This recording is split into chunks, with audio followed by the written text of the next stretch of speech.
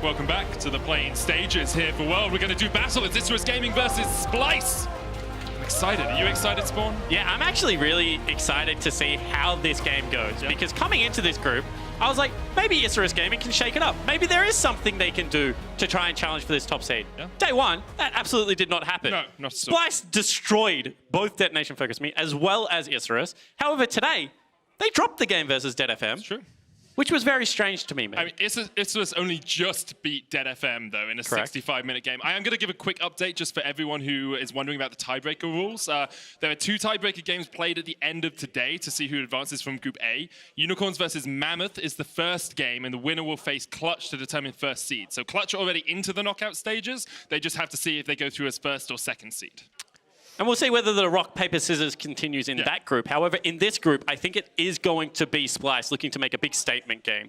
I've been impressed with the ability for this team to generate early game leads, and I've also been particularly impressed by Humanoid. He had a really great game versus Seiya last time, picking up the LeBlanc, being able to just bully out the Lissandra. Now, we've seen that lane go both ways this World. We just saw it go very heavily into the Lissandra's favor, so that kind of adds even more credit towards how well Humanoid played that matchup. And we'll see whether he's able to once again take over the bottom half of the map and kind of open up everything for Xerxe. Because I think that this is a jungler to me that can dominate an early game solo. Give him any help, he just runs over the enemy team. He's always been a jungler that can have a lot of impact early on, and as you say, if you can team him up with someone, they can just absolutely destroy. The issue often is for Splyce, they don't do anything with the lead that they generate in the early game towards the mid game, and we'll see if they can do something in this matchup. Isurus from Latin America, and Splyce, of course, from the LEC, with the Pantheon, Syndra, Vladimir bans, and the Kiana, Xayah, and Kai'Sa bans from Isurus.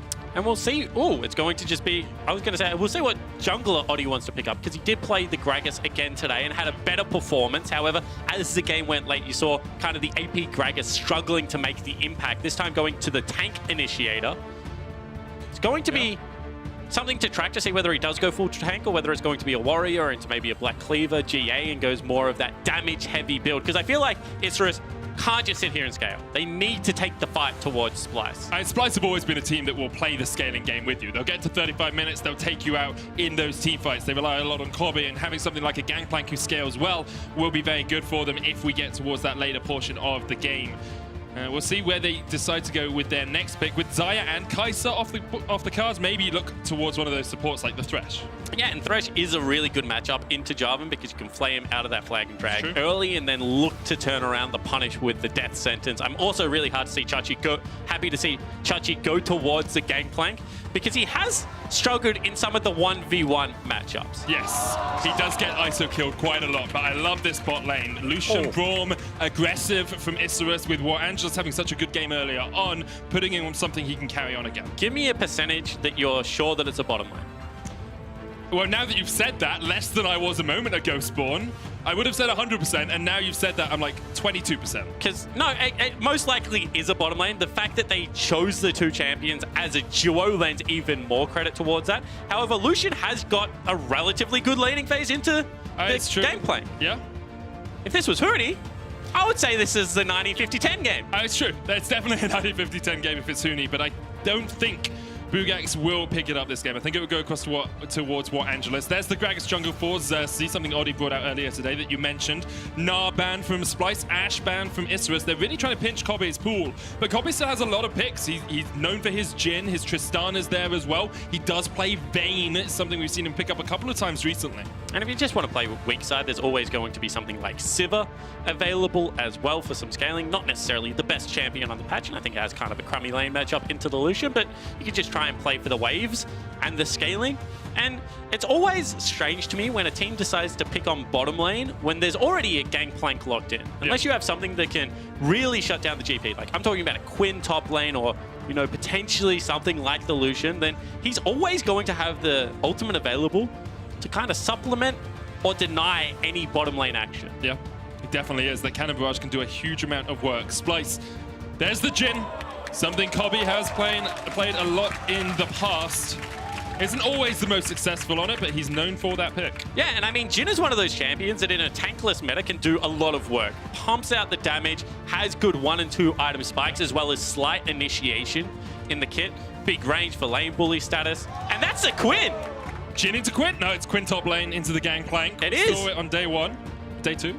I think it's a really good matchup. Yeah. I think that this is one of the matchups where Buggax can actually run over Xerxe if he plays it correctly. Gangplank is going to very much struggle to trade back, and if we continue that idea of, you know, Buggax playing the level 2 ganking jungler versus the level 3 ganking jungler of the Gragas, then this should be a lane that they can look to bully hard early. And Isurus are completely throwing the narrative of late game in this group out the window. They're saying we're going to win this one in 20, or we're not winning it at all. There's so much aggression coming out on the side of Isurus, as you say. Now Splyce looking for their final pick. Expect it to be going towards the mid lane. Heimerdinger is a pick. It's not one we see too commonly. That is much more something that Humanoid will play. The pick of the Corki going to get locked in, I believe. And Corki's a good matchup into LeBlanc. This is one of those old school picks that LeBlanc doesn't really have enough burst to worry Corki out of the lane. And then as itemization continues, the poke, the harass, and then one auto attack late game just takes all of LeBlanc's health, and she says, all right, I'm not partaking in any further matters here. That's another benefit into this low tank meta we see. You know, Braum is relatively tanky, Jarvan can be tanky as well, but if you get an auto attack with the rapid fire cannon onto LeBlanc, onto Lucian, or onto Quinn, they're not in the game anymore. To be honest, man, I don't even want to see Oddie go towards the tank. I just want to see him go warrior and see if he can run over the early game, because I really do think that this game is on a serious clock for Isurus, or they're going to have to play the map. And what that means is, if you're 1-3-1ing, tanks really don't matter all that much. And if you're looking for an early game snowball into maybe potential teamfight Rift Herald victories, then the Warrior is going to do a lot more for this lineup. It's very, very true. Neither of these teams are out of Worlds if they lose here. Of course, Detonation, Focus Me have already been eliminated from the group. This is a seeding game. Winner of this will get first seed, can avoid people like Damwon, perhaps people like Clutch, in those knockout phases. And to be frank, this is a redemption game for both teams. Isurus are scraping through here with very long victories. They got smashed the last time they played Splyce. Splyce just lost to Dead FM. They don't want to go through to the group play-in stage, you know, with that kind of on their reputation. No LEC team wants to be the second seed in there. No, absolutely not, especially not on home soil. Especially not here in Berlin. Splyce have sat on this stage so many times before. Here they'll be looking to prove they are still the best on that stage right now. Isurus Gaming, after a slog of a game versus Detonation Focus Me earlier on, after a 65-minute epic, can they pick themselves up off the mat and challenge Splyce here? We'll see. Final game of the group, Isurus versus Splyce. All right, so it is Conqueror picked up for Oddie, so more likely that he is going to go the tank route. However, Norskeren with a very good early ward will spot the 5-man invade. Wait, you said they were going to go aggro in the early game. I'm pretty sure that's what Isurus are doing right here. The ward spotted them out. No teleport on Buggax in the top lane. He's running the Ignite. Something very important to point out for the Quinn players is that they're not going to have the early teleport. Means that they will try and bully out hard early game and get an early teleport out of Xerxe, control the wave to get back up there. And then as soon as Valor's available, you just zoom in. Yeah, just zoom straight at him. Xerxe has been on the wrong side of a lot of solo kills throughout the course of the LEC, known for overextending, for dying isolated. Believe he actually has the most isolated deaths of any player in the LEC. I'll ask stats just to check that for us. Is Humanoid going to make the mistakes that Caps made and wiggle that Corki booty? Didn't do it. Smart. I still remember watching Caps do that at the start of the Team Liquid game at MSI, and then just seeing G2 get destroyed. And I was on such a high when that booty, sorry, not Team Liquid, G2 get destroyed. I was on such a high when Caps wiggled the booty, and then immediately my just general emotions plummeted down. What a roller coaster of a story. It was a roller coaster of a story. It wasn't the best, I'll be honest. Have you recovered? Yeah, just about.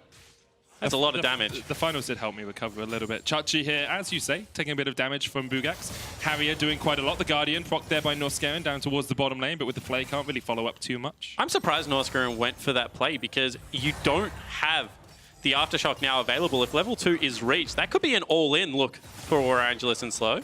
Could be an all-in the top lane as well, though. Oddie going forward here. Xerxe knocked up, didn't flash away early. Buggax could flash under the tower, won't go too far forward, but that is Xerxe's Summoner Burnt. And this is what I said, you look for the early gank because you want to force out the teleport. You want to nullify that lane advantage that you get from running the Summoner. That means that the Ignite is going to be superior at every stage for the next 5 minutes. And you can see that Xerxe already struggling with this lane. Has to be able to trade aggressively with the Grasp and just can't do that against Quinn with a superior range. It's so difficult to do, and then you get blinded as well from the blinding assault, the Q coming out from the Quinn. Now he'll teleport back into the lane, but really, all he's going to be able to do here is get corrupting potion stacks and a ward. Well, you have to TP back here, otherwise that lane's in such a bad position for you. Apparently he doesn't agree with you, mate. He's just going to walk this one out. You can see minion 1 will be denied, but it is a fairly big wave, so not all that much going to be lost here. So Xerxe making a pretty smart choice. Yeah, he's right. He read the minion wave a lot better than I did. Oddie is around mid after clearing out both his blue and a red buff.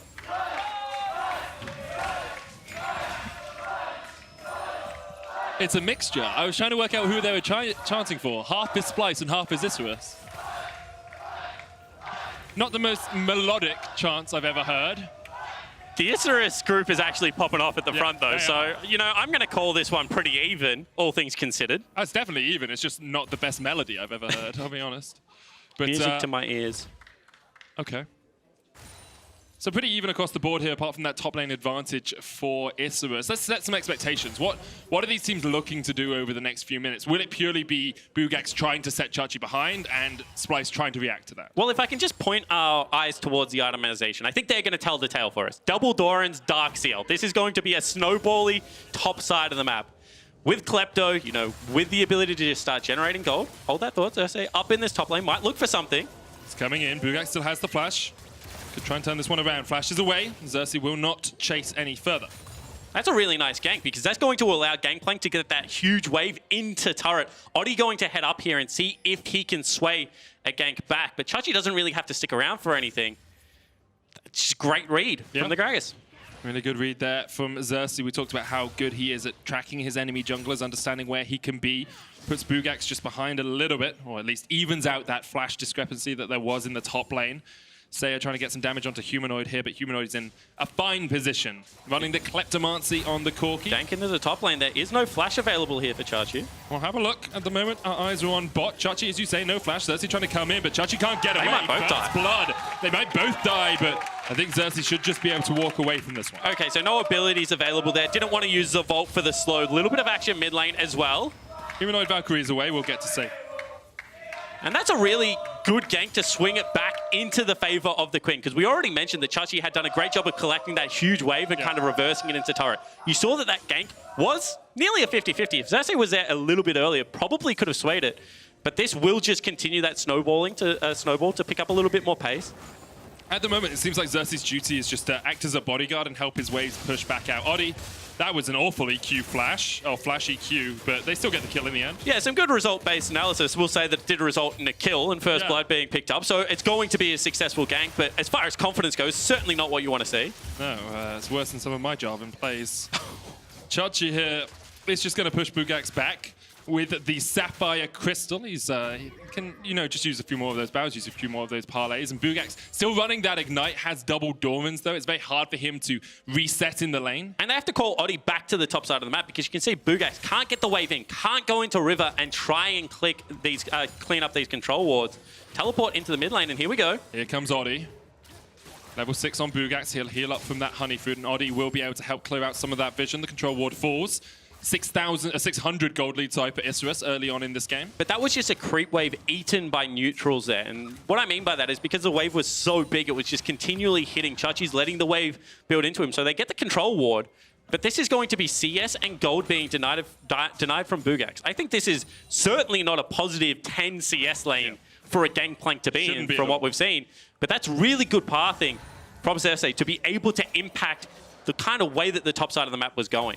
Now, Warangelus and Slow are working their way towards that level 6. We've always talked about Lucian Braum as a very aggressive bottom lane. The concussive blows able to be procced quickly with the Light Slinger, but Kobbe and Norskeren have done an okay job of holding them at bay for the time being.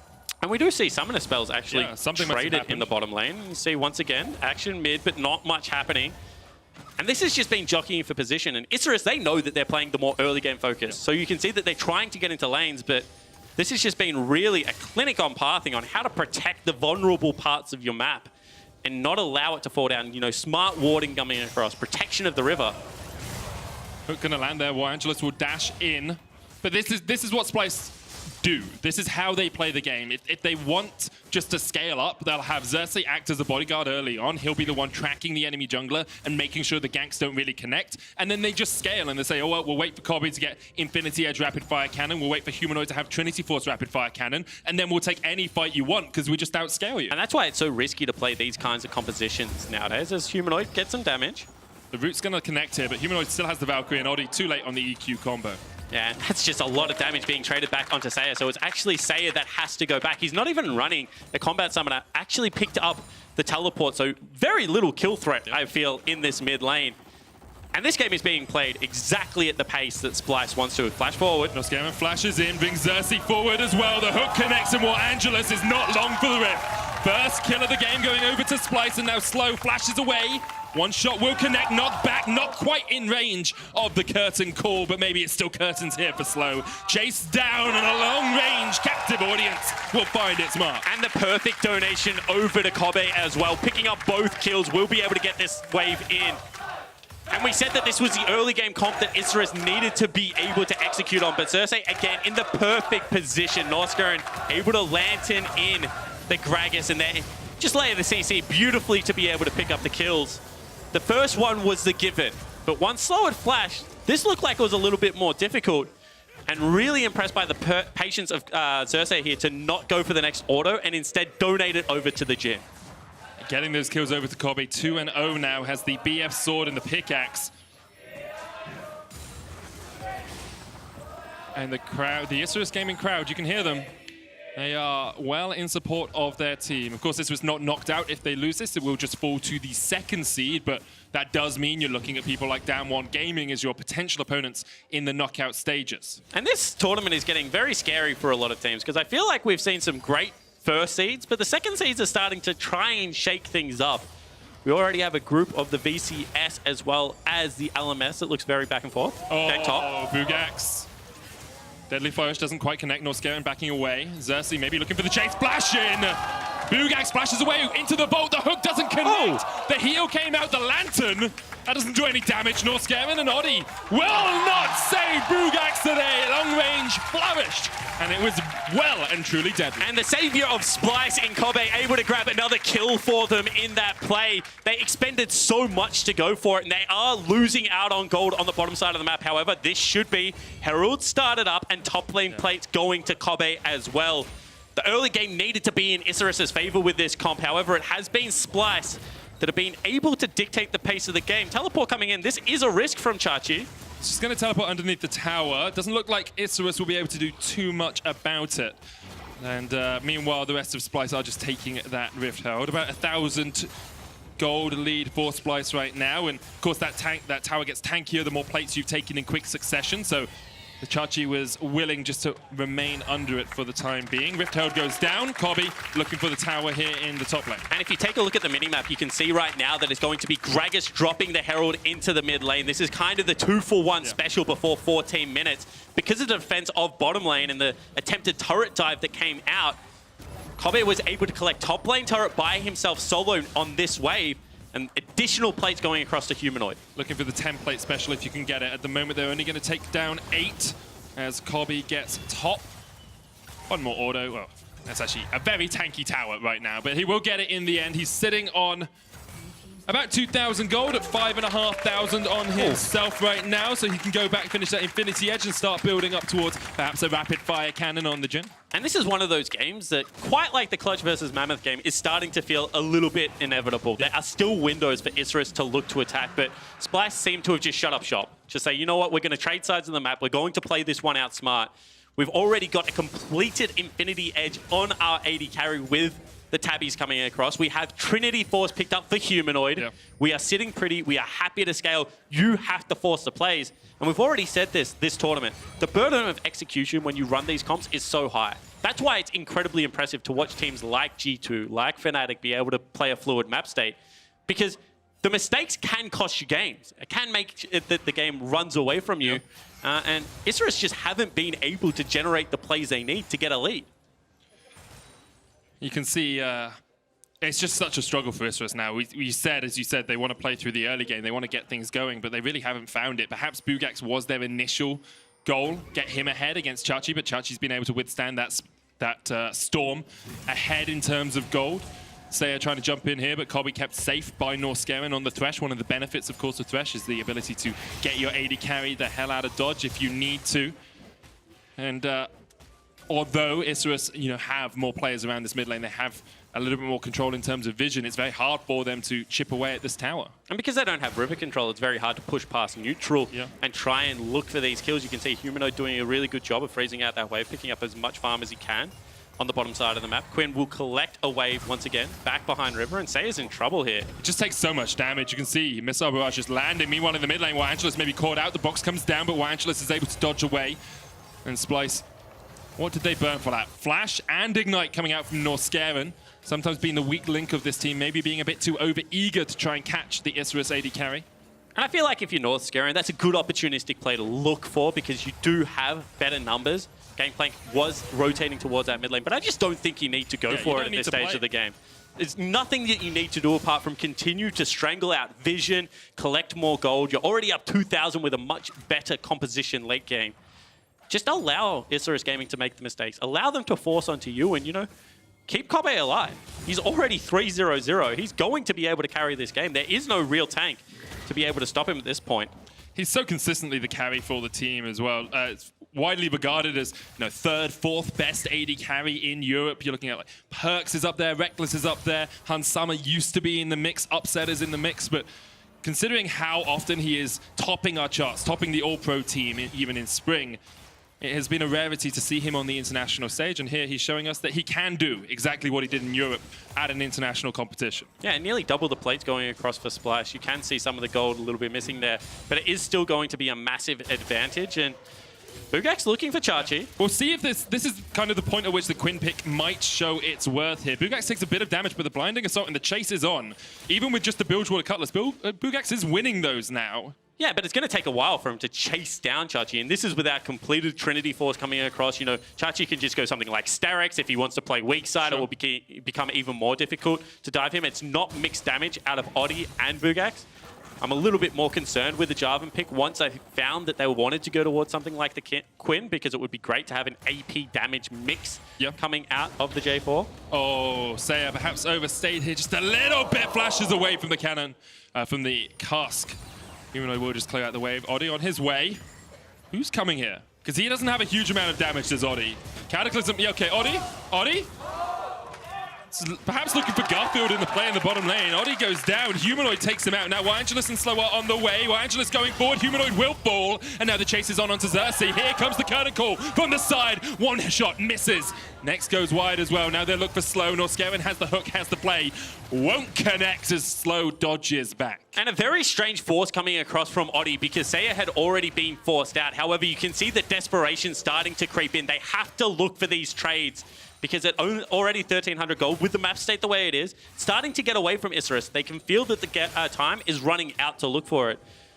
This is the chunk that hurt because you can already see on the minimap that Oddie was heading down, but Seiya has to burn the flash, isn't able to partake in the rest of this, and sure, you have the duo of Isurus Gaming coming down river, but as you mentioned, they're so far away. As Bryce's want to say, they're in Narnia, mate, and they're not going to be able to get here in time. Oddie will fall down. They do trade 1-for-1, but a lot of important resources used there for Isurus Gaming, but only an equal trade. Warangelus burning his flash at the end as well to get... It does get the shutdown onto the Lucian. That's a bonus, and then you don't lose anyone off the back of it. You take it. It's a 1-for-1, but as you say, Isurus will want a lot more than that if they're going to make their way back into this game. It's not over and done for. It's not all doom and gloom as we have a pause coming out. They're still only, they're within touching distance in terms of gold, 1,500 behind. But when you have an all early game comp versus a great scaling comp on the side of Splyce, it becomes more difficult the further you get into the game. Yeah, it certainly does. And I mean, when we've just seen how these side lanes are going, it doesn't really even matter what the gold is. You just have to look at game state, right? I feel like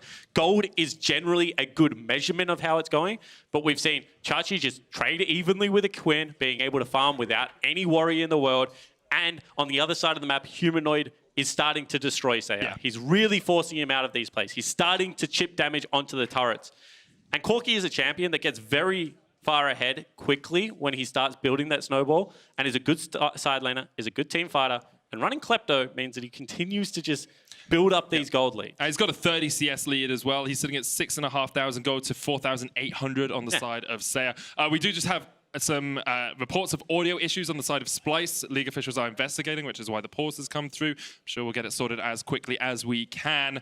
And yeah, let's just run through some of those gold numbers, because the lanes like Isurus would want to be ahead aren't ahead. Buggax is actually 100 gold behind Vizicsacsi. In the AD carry role, it's actually only a 400 gold difference now. Like, Warangelus is still behind. He's sitting at 6,700, but there's 7,000 gold on the side of Kobbe. So that isn't as big a discrepancy as the scoreline of 3-0 on Kobbe might suggest. Yeah, so really good job from Warangelus being able to keep up in his respective role. This is the player from Isurus that has kind of impressed me the most in this World's play-in so far. However, as you mentioned, this isn't going to be won through the mid lane. This is a 1-3-1 comp that is put together from Isurus Gaming. All Kobbe has to be able to do is push out the wave, be able to meet it at neutral, which is always going to be the case. It is Buggax and Seiya that have to be able to generate a lead for themselves to be able to have any form of side lane pressure. Yeah, and you can see Humanoid didn't even go for the Hex Drinker here on the Corki. Has Merc Tread, so has a bit of magic resist, but sometimes against mages that can burst you down, you see that little bit more safety from the Corki here. Doesn't think he needs it. Now has the package. Seiya takes a little bit of a chunk Oddie on his way across, but the special delivery from Humanoid will not be used as of yet. Seiya jumps in once again. You can see it's just chip after chip after chip. Humanoid not even going for the rapid fire cannon. And Warangelus fighting in the mid lane. As Xerxe goes in, flashes past Slow. And that's another kill across towards Splyce. Here comes Oddie. Norskeren goes gold and Slow pops his stopwatch as well. The play back. Oddie hooked in. Chachi takes down Buggax in the side lane. Oddie trying to chase in here. There goes the Cataclysm. Here comes Seiya. Isurus trying to turn it around, but Kobbe is still alive and he is rattling off the shots. Another kill goes over to Splyce. Mayhem across the map. Top laners will trade lives, but in the end, it is Splyce who win out on that mid lane fight.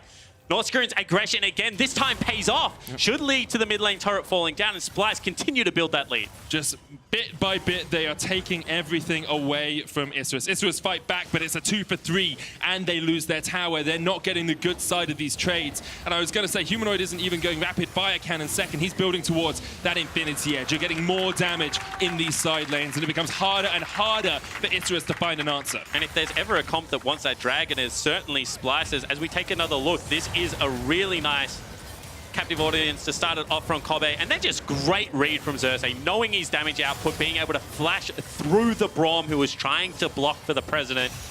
And you know, Slow will live on the back end of this. It will be one kill traded back, but again, Isurus need to win these fights by more than this, and they're not winning them at all anymore. Not able to generate that side lane pressure. Take another look at the top lane fight. This is very nicely done from Buggax at the start to kite that out. He kites it really well. Chachi using the bone plating there, not taking quite as much damage, and it looks like Buggax just overextends for it. Yeah, he dies because he tanks the tower, does get the 1-for-1 trade, but he could have just forced Chachi away and then pushed towards the tower. And I feel like that's what he needed, right? He'd already done the job. Force him out of the lane, take the turret, be able to open up the map, use Valor to zoom around, set up good vision. Instead, he trades his life. Looks like Isurus Gaming not really on the same page about what their comp needs to do, because they need to be able to make this map big. And right now, with all the waves on their side of the map feels tiny. They can't get anything done. And throughout all of that, Humanoid was just a stay-at-home corgi. Just sat there, whacked the turret, picked himself up. Yeah, very domesticated. Great boy. Took himself a Krug camp. Now you have a look at the items he's got. He's nearly got his Infinity Edge, nearly towards that 2-item spike. Yep. While Seiya's only on 1, Corki's items are way more expensive than LeBlanc's. And Kobbe has finished that rapid fire cannon as well. You can see Seiya here really can't do too much. The gasoline gun is enough from Humanoid to pick up that kill. Baron up in 30 seconds if Splyce want to go for it, but with a 4,000 gold lead, they don't even need to do that. Xerxe perhaps on the wrong side of this as the Cataclysm comes out. Humanoid, no minions there, so he's tanking up the tower and he'll run away. Oddie takes the kill. It's a good answer there from Isurus. And for the moment, they have penned Splyce back. And once again, it's only going to be, you know, nearly a 4,000 gold lead. But the fact that Splyce is just playing so far on Isurus' side of the map already, Chachi has to run away from this one. Yeah, Buggax has a huge amount of damage. There's no tower here for Chachi as well. And this is what you can do on the Quinn. Now, Buggax gets away, but you burnt a teleport, you burnt a global, and that's so good for Isurus as long as Buggax gets out of here. But he's not going to be able to. No, he's not. The cannon barrage comes out and Humanoid takes the kill. I was enthusiastic for a minute, but Splyce very willing to react and teleport down towards that bottom lane. And not very fair when the Trinity Force Brawler's Glove, Mercury treads, Infinity Edge, Corki shows up and swings the 2v1. in the favor of Splyce. But this is why Buggax needed to go for the turret earlier, because you can see in a long lane, he is going to be able to bully Xerxe around and try and generate those uneven team fights that Quinn is very good at being able to provide. But I mean, at this stage of the game, maybe it's already too late. I think it might be right now. 4,000 gold, the difference. Humanoid chipping away at Seiya, who lands a good ethereal chains to get the stun off. Lantern used on Kobbe, gets him to safety. The Predator was used here by Xerxe as well. Doesn't have the flash, used that the last time they fought in the mid lane. And Splyce will just push Isurus back. Now Humanoid in a 2v1, trying to fight it out. Buggax Can he do it? Junk, but he can't do it. The Ignite's going to tick away. Humanoid will fall, shut down by Buggax. And they give the gold over onto the important member. I feel like the mid lane matchup is already just too far gone. Seiya's not going to be able to win this 1v1. However, Buggax now with a shutdown should be able to go back, pick up components of the Zeal, and maybe continue to look to bully out Xerxe. And this is the thing with him as well. If he fights in the bottom lane, he can get here so quickly. Doesn't need to teleport because he's got behind enemy lines. Meanwhile, the flash is going to happen in the mid lane slow, tanking up the majority of these shots. Cullen coming out as well. Warangelus actually stepping forward. Not really what you want to do into a Jhin. Oddie dies, but Buggax gets a counter kill onto Xerxe, and Isurus will take that. Yeah, Isurus will certainly take that. However, teleport also used from Seiya to join that mid lane fight just for a disengage. So it is once again going to be a 1-for-1 trade. Humanoid falling earlier. But this is kind of a different situation than what I thought we would see. The 3 is holding up really well. You know, this Lucian Braum is doing its job. It's trying to hold down the mid lane wave, and it's continual misplays in the side lane. This time, Oddie falling down in what is a 2v1 play that is hurting Isurus Gaming. You can see Xerxe at this stage of the game just so tanky. Once again, 2 AD dealers is always going to be difficult. Got the flash out from Oddie as well. And a 1-for-1 trade there. I'm not actually sold on Oddie needing to be there for that fight. I think Buggax could have just chased Xerxe out of the lane once again, and maybe Oddie comes for a big flank if Xerxe's able to run away. But when you've got Blade of the Ruin King, when you've got the Quinn, you can chase down that Gangplank pretty effectively. Now, we're 23 minutes in. Splyce still have about a 3,000 gold lead, but they have been penned back a little bit. That gold lead hasn't extended. Isurus have found a couple of picks here and there. How do we expect these next few minutes to play out as Seiya does fight against Xerxe here? You know, Xerxe has the cannon barrage, so he should be fine just getting back underneath this tower. Yeah, he doesn't really mind what's going on. They're going to trade it for bottom lane push as well as a dragon. And this is what I expect to see out of Splyce. You know, look to play all 3 waves. Yeah. And then wherever superior numbers show up, disengage, and you hope it's away from Humanoid. He's got a 2-level lead. He's going to be able to put even more pressure down on this bottom lane turret. And you can see they're playing that as a strong side. Xerxe's already behind his turret. Tier 2. Humanoid pushing up to the tier 2 on the opposite side of the map, and Xerxe moving into that quadrant of jungle. You can tell that Splyce are very comfortable in this map state. They definitely are. You can see Xerxe here across the wall from Seiya. Does have the flash. Distortion forward. Xerxe's going to jump in. If Seiya goes back, he'll jump straight in. Seiya just about gets away, manages to survive a sliver of HP. And now you can see Oddie rotating down, and Buggax is here. That's going to be Predator popped. However, they might be able to close in on some of these kills. Valor is working out here for Isurus. The cannon barrage will slow Buggax. Oddie forced away by Xerxe. Slow kills Norskeren. Meanwhile, Humanoid jumped on Oddie almost there. Xerxe's going to get one. Buggax can chase. He's got the flash. He's going to pop the behind enemy lines once again. Norskeren dead. Kobbe had to use his heal. And here comes Oddie down towards the bottom side. Xerxe and Kobbe going to chase him away. Buggax unable to find the connection. And now he is behind enemy lines once again. Xerxe on the chase. But Buggax will just speed his way away. And a much better setup here from Isurus Gaming. It looked like Seiya should have fallen down, but they attacked Humanoid side of the map. We know this is the area that's going to be pushing. And the catch in the river as well was something that they need to be able to orchestrate to cut off that fast rotation. Kind of the first signs of life in you know, the last 15 minutes we've seen out of Isurus. Great stuff here from Isurus. They're reducing that goal to about 2,000, the difference. And the team from the combined Latin America North and South regions, for the first time ever at Worlds, we've seen those forces together, are showing us that they can challenge, you know, major regions like the LEC. Yeah, certainly are. I wonder if we're going to see a second Infinity Edge coming out of Kobbe, just as a short aside. Definitely can. I was talking to Ender, as we'll hold the thought. Buggax chunked out a little bit here by Xerxe, but chases in with the Volt. The Harrier passive doing a lot of work. Xerxe heals up. Has gone Jarum's Fist and the Caulfield's Warhammer alongside those Ninja Tabis. So randomly, I was talking to Ender about what's his favorite gym build, and he's like 4 Infinity Edges. We didn't see it. I'm sorry. It is a great build, though. Just an Essence Raver. That's my ARAM build all the time. Is it? As many Infinity Edges as possible, because you just want to do damage. Don't need anything else. Slow caught out just a bit here, Kobbe.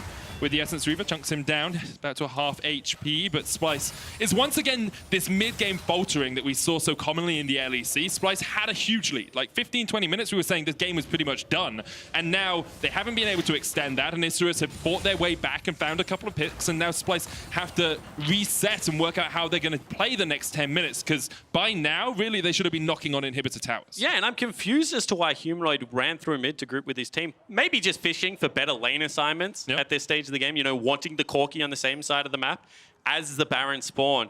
But that kind of play gives opportunities where, you know, potentially Warangelus and Slow can get involved in a team fight. All of a sudden, this Stoneflake Jarvan, which, you know, kind of sucks in a 1-3-1, is going to be very good in the 5v5, and you can look to chip down. This is still a tankless lineup coming out of Splyce, so if they don't continue to drag Isurus around, there are opportunities for the Latin American squad to get fights. Isurus trying to defend this top tier 2. Buggax clearing out vision in the blue side jungle of Splyce.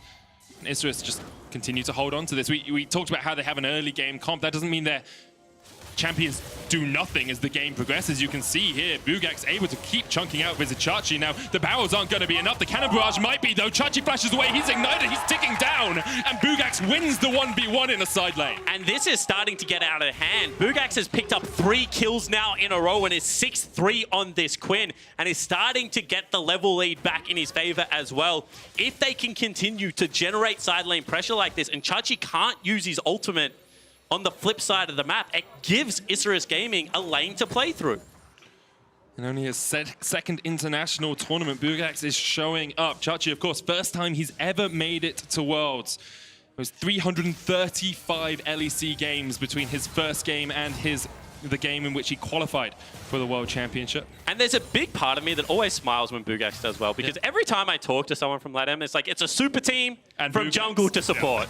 And it's like, what about Buggax? He does kind of well in these games. And they're like, yeah, he's not considered the best. He's certainly up there, but, you know, it's the super team from jungle to support.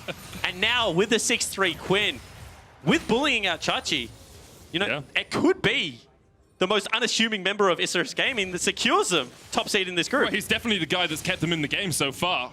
Out of 10 kills, he has 60% of them. And he has held Chachi and Splyce at bay. Now he's in the bottom lane. Special delivery used there by Humanoid just to clear out the wave. Okay, so let's explain a little bit further. Hold that thought. No, you can explain. Can I? You can explain the fight that's going on. You used to play-by-play. You could have done it. Yeah, it certainly could have taken it. However, what I wanted to say is, why is it stalling out so bad? Like, why does the map set look, you know, the way it does? And that's because they kind of went towards Humanoid's lane a couple of times with this Quinn at a, you know, very fast pace. So Humanoid said, I'm not completely comfortable in the split. Okay. But then you look at Baron, you're like, okay, we have an AP Gragas jungle, we have a Thresh. We can't really do Baron. If they ever get vision, they're going to be able to turn that fight. We're giving them what they want. So until they're actually in a situation where they feel like they have enough control of the top side of the map, here we go, that Isurus Gaming cannot approach, here we go. They can't do this. So Splyce have started up, but they're really just trying to bait Isurus Gaming into it. As you say, they don't have the quickest Baron taking team. A Jhin, not the fastest, no real tank. Corki does help out a little bit, but Splyce will back away from it. Buggax still just sitting around the blue, where Splyce's blue buff would be. He's taken that. Now he clears out the wolves. This whole quadrant belongs to Buggax.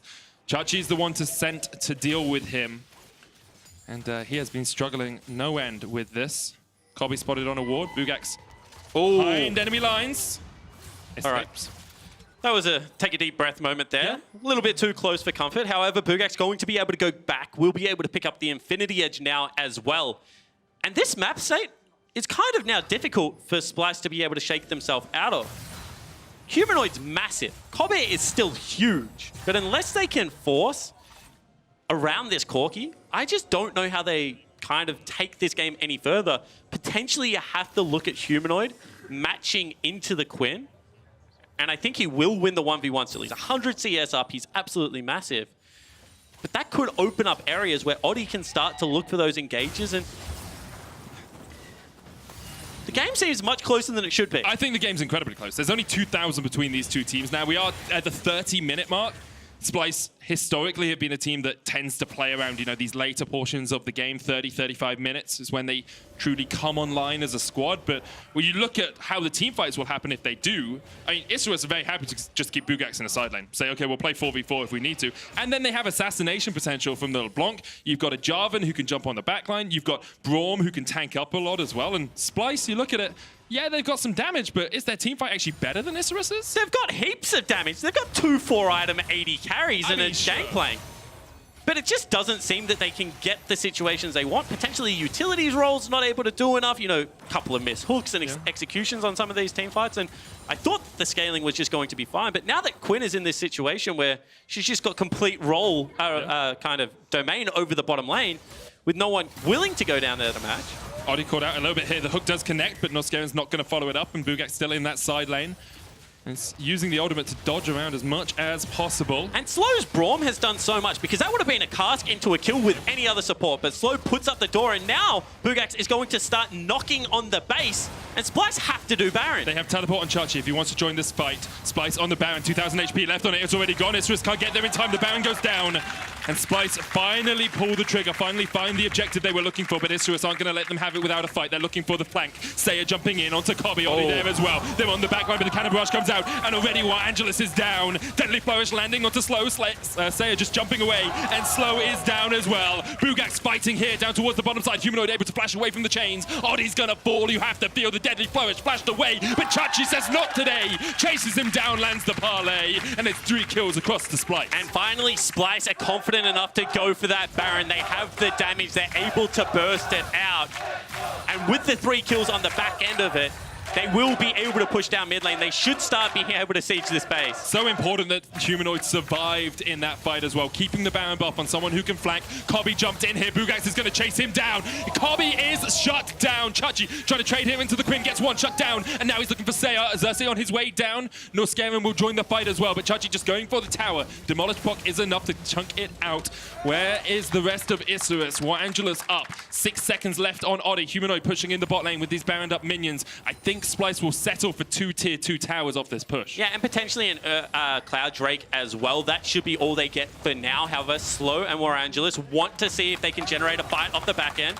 Oh, Warangelus, that's dangerous, because Humanoid has so much damage. You talked about it. 4-item AD carry. Humanoid almost deletes Warangelus. Yeah, I'm still not confident that you can just run into the Corki, who is 370 CS. He's 50 CS ahead of the clock. Now working on the last item at only 30 minutes into the game.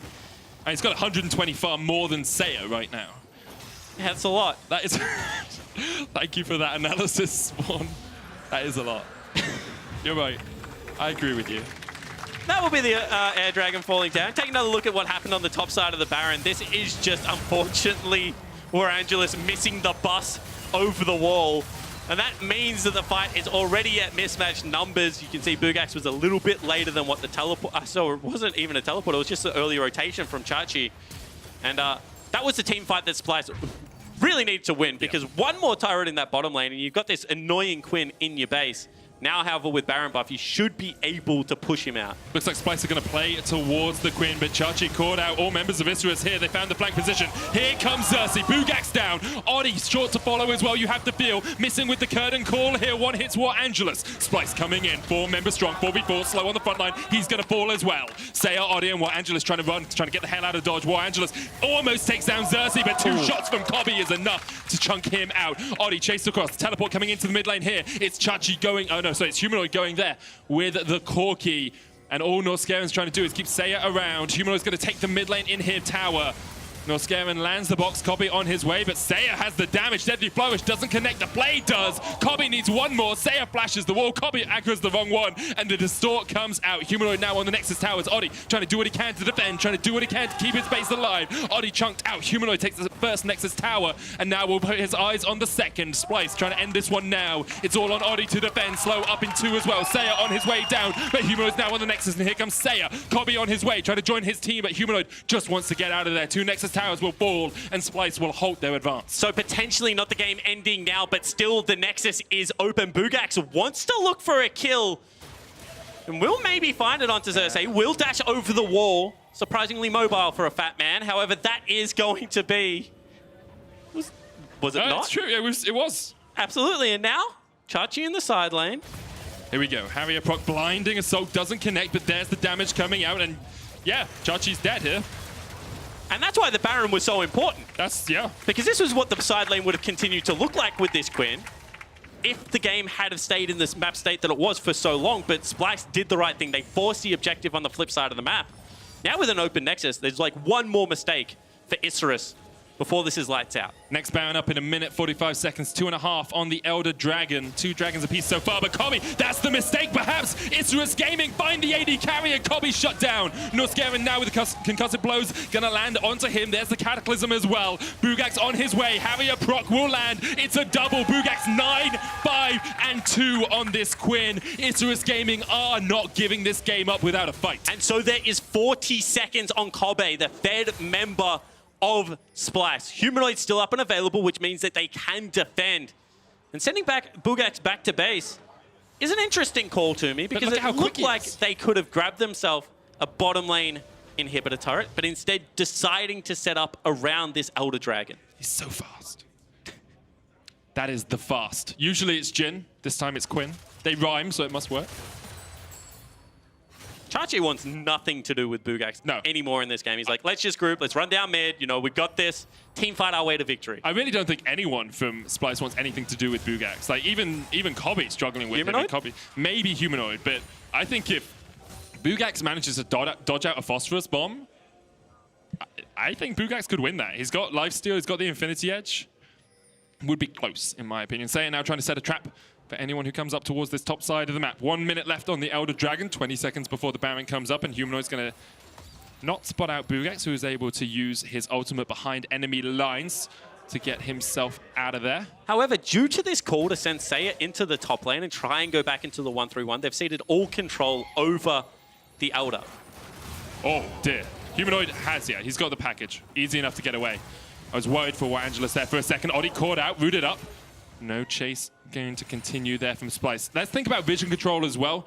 Not a huge amount of it from Splyce. No deep wards. Buggax can try and get flank positions off like this, as Humanoid with the GA will be able to survive if he gets taken down, but with the Valkyrie has to get away. Buggax chipping away once again on the Splyce members, and even with a 5,000 gold lead, Splyce are in an awful position right now. But they're just neglecting bottom lane here, Isurus Gaming. They know that there's a huge wave that they have to collect, so even with the chunk onto Humanoid, who's gone back to base, they don't really gain anything.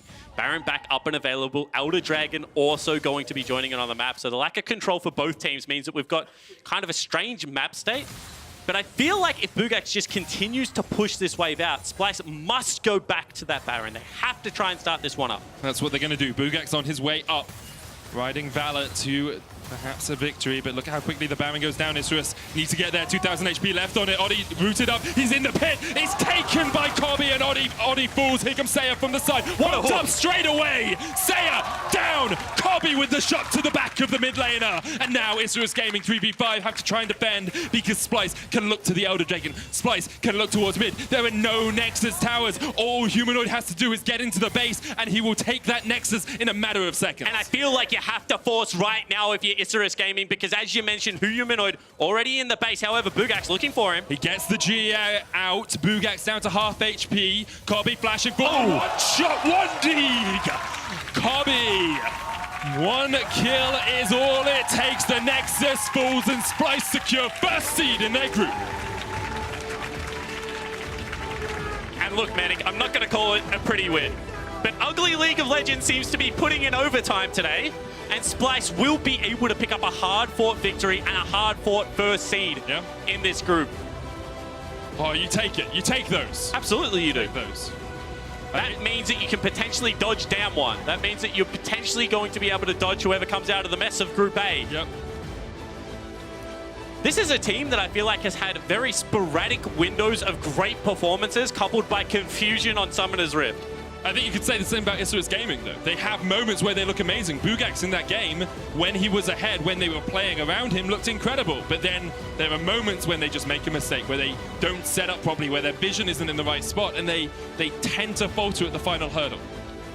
Yeah, completely agree. But Splyce this game got out to such a commanding early game victory. That should have been a simple closeout of, you know, you've got a Thresh, you've got yourself the AP Gragas. Any picks in the jungle, any rotation should have been cut off. It wasn't the case. They relied very heavily on Kobbe and Humanoid, but some clutch plays. Norskeren with that hook at the end. You know, a couple of really nice gank denials from Xerxe to generate the advantage in the first place. Yeah. The pieces are there. It just needs to happen more consistently. That's why we have the playing stages. Gives you some time to prepare, get ready for the main stage if you can get there. I'm sure Splyce will take some positives out of this, some negatives as well, as they look towards the group draw, which I believe happens tomorrow. See who they play up against. They can watch their opponents play tomorrow, of course, as well. And although that would usually be the final game of our day today, we have tiebreakers spawn. Yeah, absolutely. Back to Group A. Back to Group A. Back to the rock, paper, scissors. Well, Unicorns versus Mammoth will kick us off, playing for their tournament lives, and then we'll see the winner versus Clutch after that. So far, it's been Unicorns beat Clutch, yes, who beat Mammoth, yes, and Mammoth beat Unicorns. Your Unicorns. Okay. So Mammoth have a 2-0 record versus Unicorns, Clutch have a 2-0 record versus Mammoth, and Unicorns have a 2-0 record versus Clutch. So this is good for Mammoth. Technically, their rock tends to beat the scissors of Unicorns. Okay. If that's the narrative we're going with, I will take it as an oceanic Everyone dead. else keeps saying it, so I'm just going to agree with them this time. Yeah, I think that those have been the sketchiest wins from what I've seen so far in that group. But going back to kind of how this game ended up, I wonder what Isurus really took away from this playing stage, because we came into the day and said, Detonation, Focus Me, probably the weakest team in this group. It should be Splyce coming out first and then Isurus coming out second. A very long, drawn-out win versus Detonation Focus Me. And then kind of a really poor early game this time around. Struggles in mid-game. Bit of a fight back into a defeat here. I don't know whether this was the confidence that Isurus would have been looking for. And on the flip side, Splyce... I think Splyce would have wanted better than this. Had a very 50... Like, day one, they were commanding. This day, a little bit more 50-50. Definitely was. For now, we're going to hear from one of the Splyce members. It's their top laner, Xerxe, standing by with Law. Thank you very much, guys, and thank you, Xerxe, for joining me. Wow, that was hard, I guess, to win this game. How did you feel it? Yeah, I felt like we really underperformed in this game. I think our mid game was much slower and much more chaotic than it usually is. It probably has something to do with the comp they drafted, because they went for this Quinn pick with a lot of mobility around the map. But I think we should have still executed it a lot cleaner and just finished the game like 10 to 15 minutes earlier, and then I would have been satisfied. As long as you know why you messed up in a way, I guess that's the principle. I want to know now, you took first seed in your group. Did you expect this result when you saw the draw a few days ago? I mean, we were definitely aiming for the first seed. We didn't have much expectations beforehand because we didn't know how strong our opponents will be. So we came in quite respectfully and just wanted to see their strength. And yeah, I think after the first day, we all expected ourselves to become the first seed, but today went a bit rougher. All right, well now, this is your first Worlds. We mentioned it multiple times. I know we are playing at home right now, and maybe it doesn't make such a big difference for you, but talk me through your prep coming into Worlds and playing on stage. I mean, our prep was kind of similar to the Gauntlet. We were just spamming a lot of screens. We were focusing on ourselves and trying to improve our own gameplay. And I think we had better and worse days. And once we got on stage, it was kind of the same as playing LEC, since, as you said, it's like home advantage. And we are really familiar with the stage. So right now, it still feels a bit like we are just playing our usual games. So I would really like to get into the group stage and enjoy the atmosphere there. We'll see about that next week. Now, last question for you. Who do you want to avoid facing in the knockout, and why is it Damwon? Well, yeah, it's pretty obviously Damwon. I think they are really strong and they are easily a group stage team. So we just want to completely avoid them. But now that we logged in first seed, I think this is kind of guaranteed because I don't see Damwon losing a single game in their group. Well, we'll see about that. Congratulations for making it anyway. And we're going to take a break, and coming back, it's going to be the first tiebreaker, Mammoth versus Yoel. Exactly at the pace that Splyce wants to. Flash forward. Norskeren flashes in, brings Xerxe forward as well. The hook connects, and Warangelus is not long for the rip. Seiya jumping in onto Kobbe, Oddie there as well. They're on the back line, but the cannon rush comes out, and already Warangelus is down. Deadly Flourish landing onto slow. Seiya just jumping away. Splyce coming in, 4 members strong, 4v4, slow on the front line. He's going to fall as well. Seiya, Oddie, and Warangelus trying to run, trying to get the hell out of dodge. Warangelus almost takes down Xerxe, but 2 shots from Kobbe is enough. Needs to get there, 2,000 HP left on it. Oddie rooted up. He's in the pit. It's taken by Kobbe, and Oddie Splitting fools. Here comes Seiya from the side. One jump straight away. One kill is all it takes. The Nexus falls and Splyce secure first seed in their group.